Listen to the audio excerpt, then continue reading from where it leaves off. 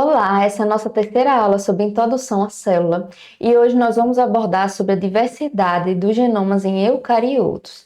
Essa é a terceira aula sobre o primeiro capítulo do livro do Albert, de Biologia Molecular da Célula. Eu sou a professora Elizabeth Beltrão, sou bióloga formada pela Universidade Federal de Alagoas, tenho mestrado e doutorado em Medicina Tropical pela Universidade Federal de Pernambuco.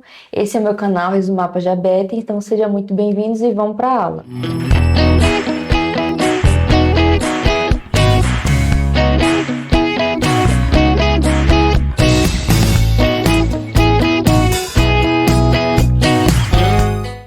Bom, as células eucarióticas elas podem ter surgido como predadores. A célula eucariótica ela é cerca de 1000 vezes em volume, 1000 vezes maior do que uma célula procarionte. E a célula eucariótica ela é bem mais complexa, ela tem mais estruturas do que a célula procarionte, tanto em volume quanto também através do seu arcabouço celular, ela tem mais características que fazem com que essas células elas sejam mais complexas, certo? O principal é que a célula eucariótica ela tem um envoltório nuclear, ela tem um núcleo. Esse núcleo, ali nesse núcleo, ele armazena a maior parte do genoma dessa célula eucariótica. Mas a célula ela também tem outras estruturas, como o complexo de Golgi, como os retículos endoplasmático liso e rugoso, mitocôndrias, tem também o citoesqueleto, né, os microtúbulos, os filamentos intermediários, filamentos de actina e diversas outras estruturas. Então essas células elas são em volume bem maior do que as células procariontes e tem uma estrutura mais complexa. Acredita-se que as células eucarióticas elas tenham sido predadores, né, que fagocitaram estruturas, fagocitaram outras células e que acabou sendo uma relação simbiótica, acabou ocorrendo uma relação entre essas células predadoras e as células procariontes, uma troca benéfica para as duas células. Então, na ciência, ela é bem aceitável essa teoria de que ocorreu, né, no decorrer da evolução das células eucarióticas, a fagocitose de organismos procariotos, certo? Em que ocorreu uma troca simbionte entre esses dois organismos, certo? Tanto para a célula predadora, né? Foi interessante receber essa nova célula procarionte para que ela utilizasse de alimento e de mecanismos, né, de estruturas que essas células elas poderiam proporcionar, tanto para as células procariotas também era interessante essa relação simbiótica por conta da proteção, né, já que essa célula ficaria dentro de um organismo predador, e também para a questão da alimentação. Então facilitou, né, a vida tanto das células predadoras quanto das células procariotas que foram predadas. Um exemplo disso é a mitocôndria. Então acredita-se, né, na ciência, ela é facilmente aceitável essa teoria, certo? Que a mitocôndria ela tenha sido uma bactéria, né, um procarioto, que foi fagocitado por uma célula predadora, uma célula. Então, seria, nessa célula predadora se tornou uma célula hospedeira de uma bactéria que acabou se tornando a mitocôndria. Então, a mitocôndria ela tem a camada dupla de membrana, certo? Então, as organelas dentro de uma célula eucarioto, elas têm a membrana, né, a bicamada lipídica ali interna. Então, essa mitocôndria ela tem essa bicamada lipídica, ela consegue captar o oxigênio e utiliza a energia da oxidação das moléculas do alimento como açúcares para produzir o ATP, que fornece energia para as atividades das células. Além disso, a mitocôndria ela tem um genoma próprio, então ela tem ali o seu genoma, certo que é um genoma mais reduzido, cerca de 16 mil pares de base, é o genoma aproximado da mitocôndria, mas a mitocôndria ela também tem o ribossomo, diferente do restante da célula, dos ribossomos que são produzidos no restante da célula, é diferente do ribossomo da mitocôndria, e também o RNA transportador ele é diferente dos outros RNAs que estão ali no restante dessa célula, certo? Assim como, né, a mitocôndria, existe também uma outra organela que executou essa função, que foi um cloroplasto. Mas ainda na mitocôndria, né, a mitocôndria ela veio, né, de uma bactéria de vida livre, que essa bactéria era aeróbia, ou seja, ela conseguia viver normal em um ambiente rico em oxigênio, embora que na época, né, há milhões de anos atrás, bilhões de anos atrás, quando ocorreu essa relação simbiótica, era quando a Terra estava começando ali a atmosfera a formar, a ter moléculas de oxigênio. Então essas bactérias elas conseguiam sobreviver com pouco oxigênio, mas elas eram aeróbias, certo? E elas metabolizavam esse oxigênio. Então essas células elas foram engolfadas por células eucarióticas que foram ancestrais, que eram incapazes de fazer uso do oxigênio, ou seja, essas células eram anaeróbias. E aí, através desse engolfamento, né, essa célula acabou tendo uma relação simbiótica entre essas duas células e no decorrer das divisões celulares, a mitocôndria ela permaneceu ali na célula hospedeira, né, tendo essa troca de benefícios entre essas duas células. E a mesma coisa ocorreu para o cloroplasto.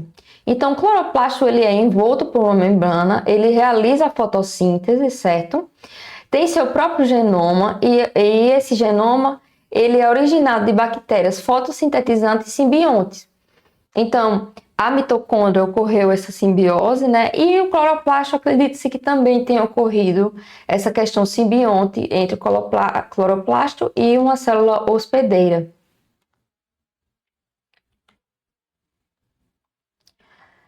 Os genomas eucariotos, eles são gigantescos, né? Eles são grandes. O genoma humano ele contém 1000 vezes mais pares de base que o genoma de uma bactéria típica e 20 vezes mais genes e aproximadamente 10.000 vezes mais DNA não codificante. Quando a gente compara o genoma do ser humano, né, o genoma humano, com o genoma de uma bactéria, a gente vê que mais de 98% do genoma humano é de DNA não codificante. E na bactéria apenas 11%. Vê a discrepância, né, entre o genoma humano e o genoma bacteriano. O genoma humano, ele sim tem muito DNA não codificante. Dentro desse DNA codificante pode existir também, né, tem ali presente DNA para regulação gênica. Então é um DNA que não codifica genes, não codificam proteínas, mas que eles auxiliam na expressão gênica. Então, essa porção de gene ela pode auxiliar na expressão de determinadas proteínas. Mas não é todo DNA não codificante. A maior parte do DNA não codificante é a que ficou ali no decorrer da evolução, né? As mutações que foram ocorrendo, aquele DNA ele acabou permanecendo no genoma humano e ficou lá para sempre. Aqui a gente consegue observar a diferença no tamanho dos genomas, né? Então, o genoma humano é um dos maiores genomas que existem, mas existem outros genomas que também são grandes, como os das plantas, que são gigantescos também. Mas é interessante, né? Porque o genoma humano ele tem muito desse DNA não codificante. Mais de 90%, né? Mais de 98% do DNA humano, do genoma humano, é não codificante. Então, é uma porcentagem bem pequena, comparado com a bactéria, que só são 11%. Já a gente tem um exemplo aqui do baiacu.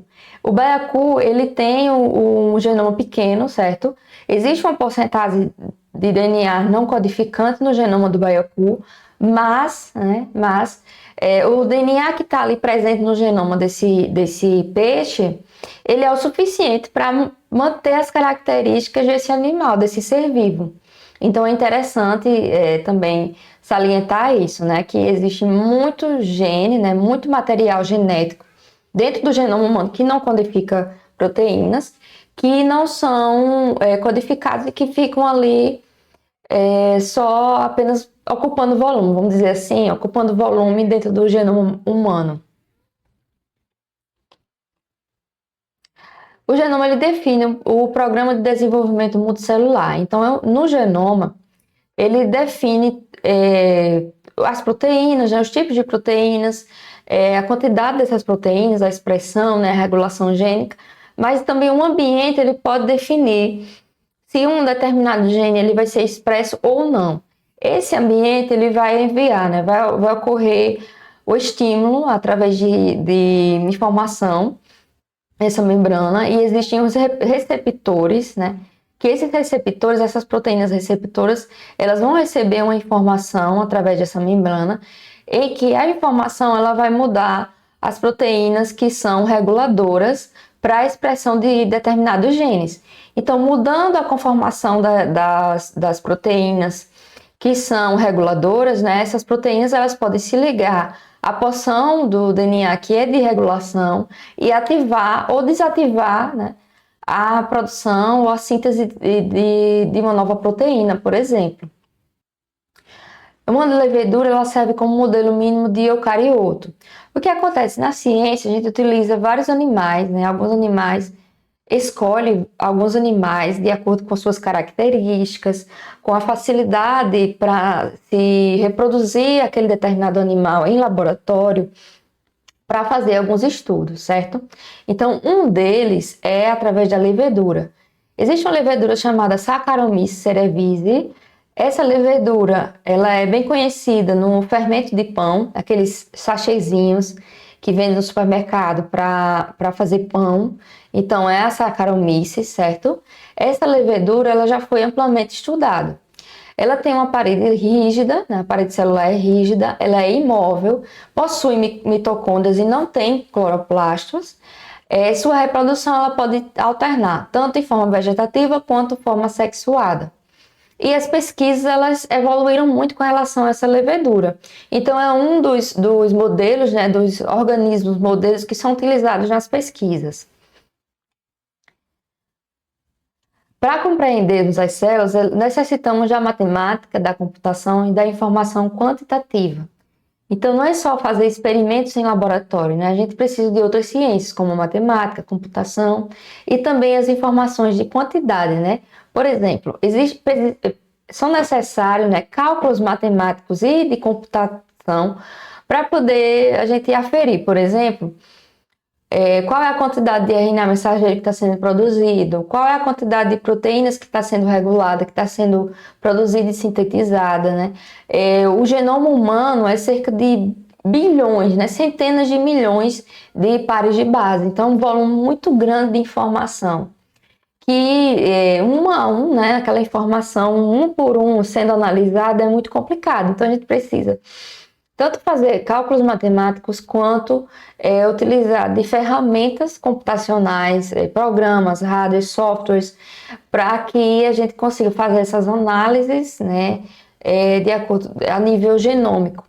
Então, são frequentemente utilizados, né, na biologia molecular, também, né, na bioinformática, recursos computacionais para analisar esses genomas. Por exemplo, comparar um genoma com o outro, o genoma de um camundongo com o genoma humano, por exemplo. São necessários vários softwares, vários sistemas computacionais para poder a gente fazer essas análises. A Arabidopsis foi escolhida dentre 300 mil espécies como uma planta modelo. Então, observe que até nas plantas a gente escolhe organismos modelos para fazer esses estudos, certo? E a Arabidopsis thaliana é uma delas.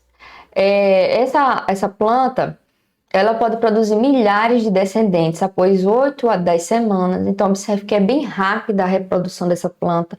Esse é um fator que é bem interessante